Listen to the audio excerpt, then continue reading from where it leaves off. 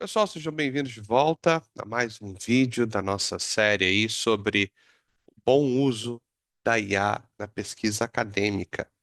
E agora a gente vai para um vídeo bem prático, tá? E literalmente o título desse vídeo é isso, né? É a aplicação prática por área. Então aqui a gente vai ver como que a gente pode utilizar a IA de maneira aceitável dentro da pesquisa no direito e da pesquisa nas RIs. Só lembrando, acho que eu já falei isso em outros vídeos. Fique atento às regras da sua instituição, tá? Isso aqui não é um guia definitivo. Isso aqui é uma orientação geral. Então, a regra específica sempre vai prevalecer, tá bom? Dito isso, vamos começar aí com o direito, né, de usos aceitáveis. Uma coisa interessante, tá? Para se usar na pesquisa jurídica é a pesquisa de jurisprudência. Mas não é para interpretar a jurisprudência, não é para muito menos ser só, cita aí. Não, não, não. Porque provavelmente vai ter alucinação, provavelmente vai inventar e vai dizer o que você quer ouvir, tá? Você quer ler, né, no caso. Então, um uso aceitável para pesquisa de jurisprudência é você pedir, por exemplo, para a listagem de 5 casos, tá? Por exemplo, né, de X casos de um tribunal a respeito de um tema, com o número do processo, com o número do processo CNJ, tá? E você vai pedir o quê? O número, a decisão, o número do acórdão, né, do processo, vai pedir o acórdão. Não recomendo que você peça para ele resumir o acórdão ou transcrever a ementa. Pede o número, né, dentro do tema que você colocou e só o número, nada mais, tá? Eu já pedi para gerar o link junto, não funcionou, pelo menos no momento da gravação desse vídeo. Não tem funcionado, tá? Ele inventa. Então, o que que você vai fazer? Você vai buscar, tá? Recomendo que seja dos tribunais superiores. Às vezes você vai olhar de um tribunal estadual. No meu caso, não funciona muito bem, então eu não sei, tá? Mas eu acho que dos tribunais superiores tá mais certo. E de temas, é, grandes temas, né? Então, você pode e deve fazer essa pesquisa desculpa, essa listagem para ajudar na pesquisa, para acelerar a sua pesquisa. Desculpa, ficou meio solto aqui. Agora melhorou. Então você vai pedir para ele só citar. Não vai analisar, não vai resumir, não vai fazer nada. Você recebeu os números daqueles processos, vai lá no site, por exemplo, da STF, da STJ, que seja, TST, e verifica um por um, para ver se bate. Tá? Dependendo de como esse prompt funcionou comigo. Não quer dizer que vai funcionar contigo, às vezes foi sorte. Então você pega isso aqui e adapta para a tua vida, tá? Uma outra coisa, esclarecimento de conceitos. Isso é interessante? Claro que o bom é você perguntar ao professor, né? Mas às vezes você não pergunta, ou às vezes você é um aluno muito inteligente, você está estudando um pouco antes de a matéria ser dada. Acontece, né? De vez em quando tem. Então, você pode fazer o quê? Pedir esclarecimento de conceito. Isso não é um problema, tá? É, Você pede a explicação e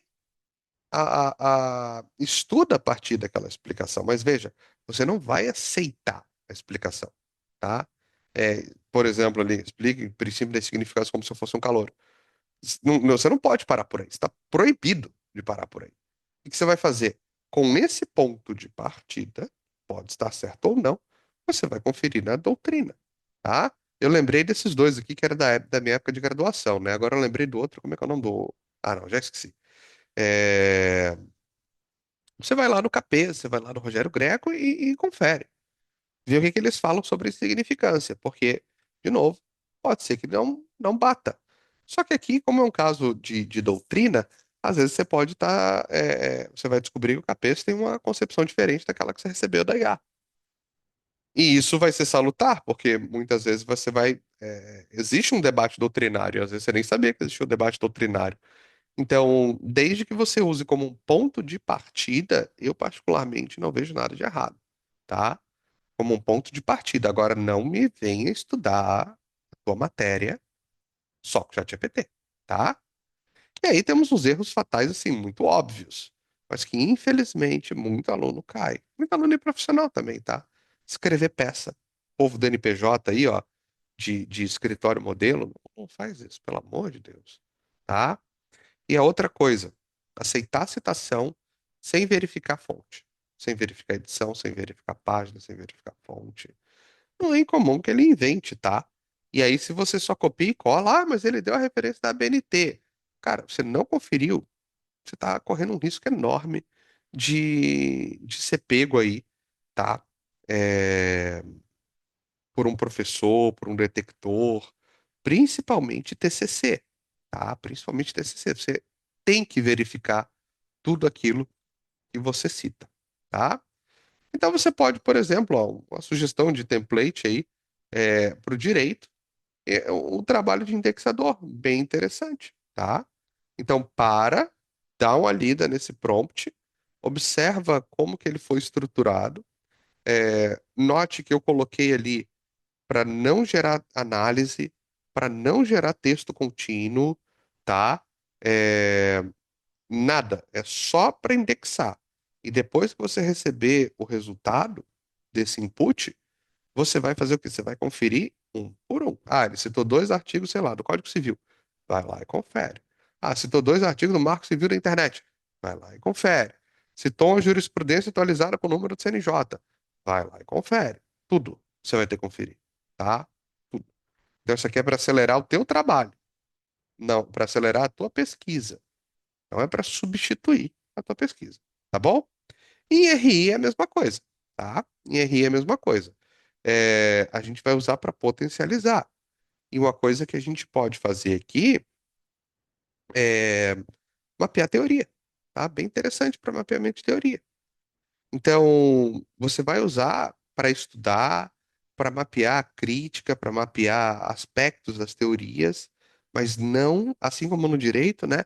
Não vai ser para substituir o teu estudo. Não vai ser. Então você pode pedir, por exemplo, uma pontuação aqui, ó, o realismo ofensivo do Mearsheimer. Você pode pedir uma listagem de críticas. Quais são as principais críticas feitas? E vai lá e busca os principais autores e obras. Ai, ó, gente, depois que meu filho nasceu, eu vivo com sono. Não vou cortar, não vou editar vídeo, vai com bocejo mesmo, tô nem aí. Tá? Vamos voltar.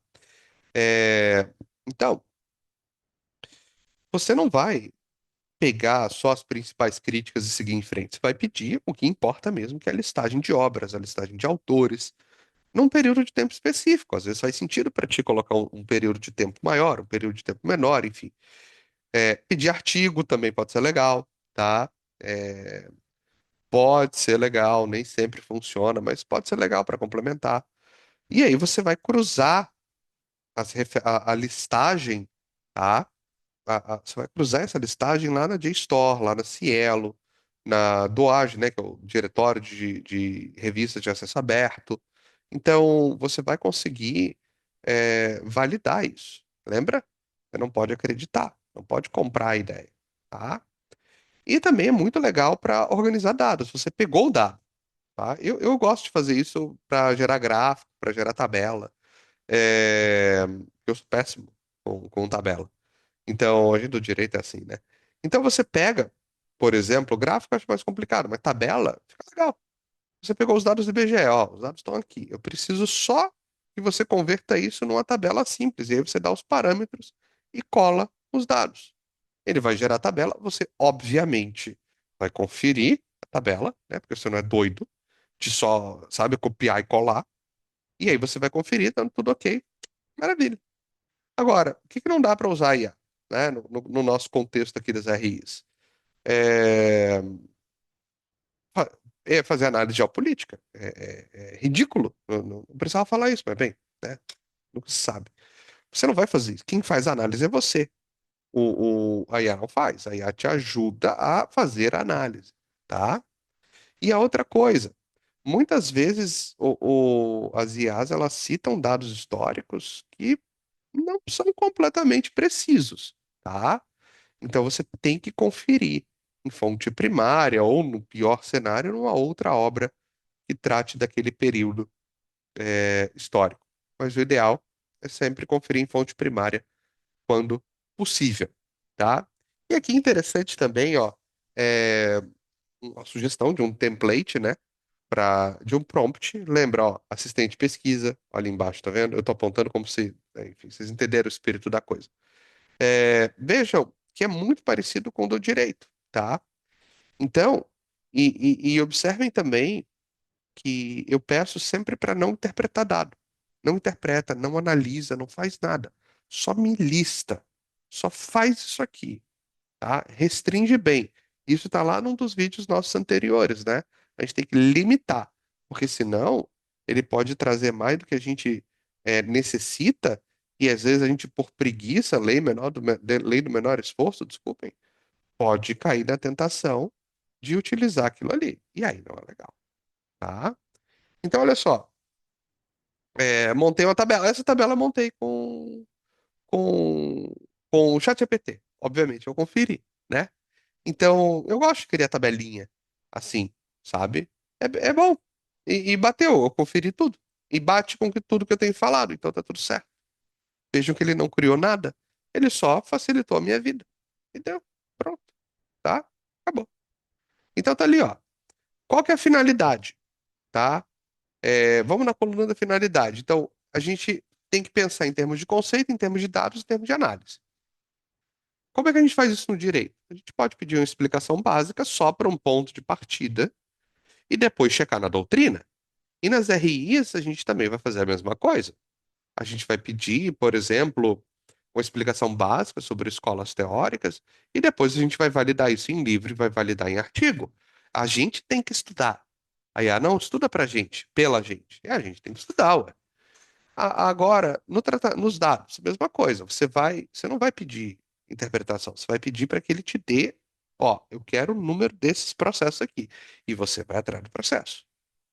Nas RIs é a mesma coisa, tá? Você vai pedir os dados e você vai exigir as fontes e você vai conferir lá nas fontes. Ah, você quer ver um caso de, sei lá, de sanção internacional. Poxa, é, você vai atrás desses dados e você vai pedir a listagem desses dados, você vai conferir nos lugares. Não tem onde conferir? Não usa. Simples assim. Você não tem como validar aquilo ali, você não vai usar, tá? E aí, sempre trabalhar com a ideia, é a minha recomendação, pelo menos, nunca permitir análise e nunca permitir conclusão, tá? Não permita, porque esse é o teu trabalho. Então, o máximo que você vai fazer é aceitar uma proposta de estruturação daquilo que você tem para melhorar a fluidez do texto, por exemplo. Melhorar a fluidez da sua análise. Às vezes tem repetição, às vezes tem a mesma palavra aparece várias vezes. Isso tudo bem. Agora, nunca permita conclusão, tá? Aqui tem um exemplo integrado, que é legal, né? Às vezes aparece. Tem muita interação entre direito e RI, então não é incomum que nós tenhamos questões que se conectam, né? E um caso típico é a questão da aplicação de sanções internacionais em caso de violação de direitos humanos. E aí, num caso concreto, sei lá, o caso do Irã, o caso da Rússia, não sei, aí você bota na cabeça. Aí vem na tua cabeça, quer dizer. Aí você faz o que você quiser, tá? Sanção por violação de direitos humanos. Eu citei esses dois porque, no momento da gravação deste vídeo, esses países são muito acusados de todo tipo de violação, né? Então, o que que você pode fazer como uso correto? Você vai pedir para a IA te ajudar a identificar os tratados relevantes.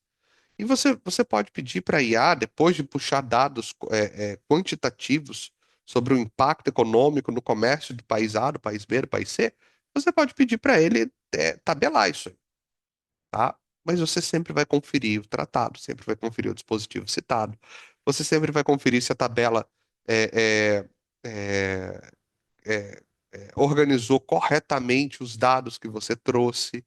E você vai fazer sempre análises cruzadas. Você não vai confiar só naquilo que a IA te retorna. Você pode olhar, por exemplo, a jurisprudência do STF, ou documentos oficiais de outros governos, ou de OIs, né, de organizações internacionais. E você pode também, no caso aqui em específico, buscar relatórios da Anistia Internacional, ou de outra ONG, ou outra organização que seja relevante. O meu ponto aqui é o quê? É mostrar para você como que a gente usa corretamente a IA, como um assistente, como um instrumento. E você vai ser o protagonista, você que vai fazer a análise, tá? E com isso, a gente encerra este vídeo para no próximo a gente conversar sobre o que fazer se o seu trabalho foi injustamente, tá? Injustamente acusado de usar IA. E como que você pode se proteger, né? Nos casos em que você realmente fez o trabalho e veio uma acusação injusta do seu trabalho ser, na verdade, ter sido escrito por uma IA, quando na verdade você que fez o trabalho. Beleza, gente? Por hoje é só. Muito obrigado, fiquem bem, fiquem com Deus. Não esqueçam de dar um joinha, de curtir, tá bom? E até a próxima.